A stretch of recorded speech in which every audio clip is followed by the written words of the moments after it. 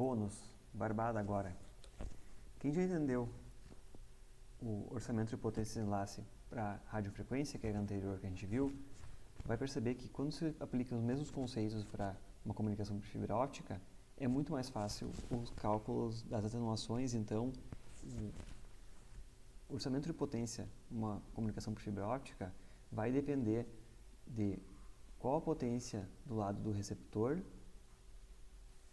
comparando com a potência do lado do transmissor, fonte óptica transmitida, e aqui do lado seria o medidor ou o equipamento que recebe a potência do outro lado, o lado do receptor. A potência do transmissor vai ser, se nós tomássemos algum exemplo numérico aqui, algo na ordem de 10 dBm, alguns miliwatts. A sensibilidade ou potência mínima de operação do receptor vai ser algo na ordem de dBm também, mas um valor geralmente negativo, menor que 1 miliwatt. O cabo, ele tem um certo comprimento de quilômetros, às vezes dezenas de quilômetros. Então, o cabo terá uma perda caracterizada em dB por quilômetro. Quanto mais longo o cabo, maior a perda. Então, se eu tiver aqui no exemplo 1 dB por quilômetro, tendo uma extensão de 25 quilômetros,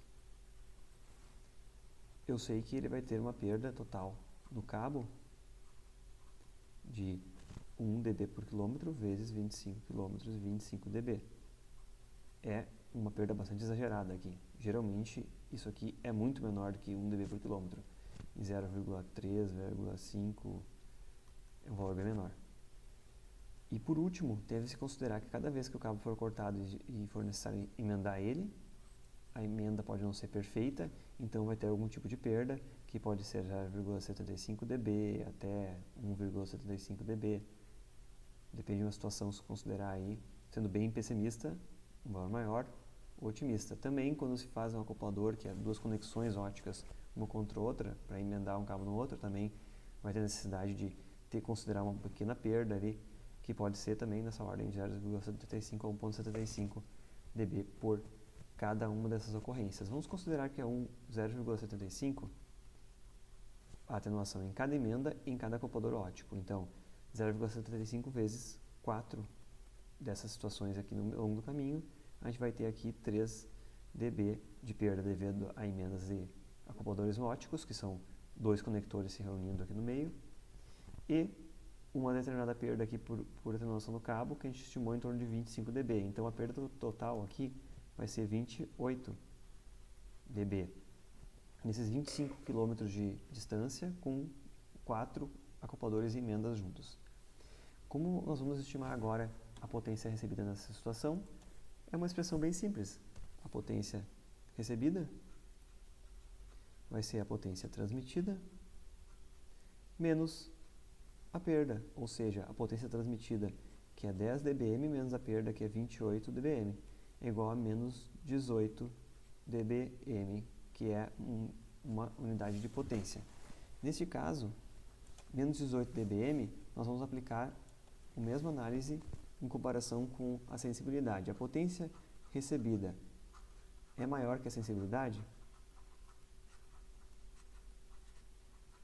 que nesse caso aqui é menos 5 dBm. Nesse caso específico agora, nós vemos que na verdade não está satisfeita essa condição, né? A potência recebida aqui, que foi estimada em menos 18 dBm, ela não é menor que menos 5 dBm. Então isso aqui não é válido, quer dizer que não irá operar corretamente. Esse exemplo foi feito exatamente para isso, para mostrar que também é possível que se estime isso e não funciona. O que se faria nessa situação?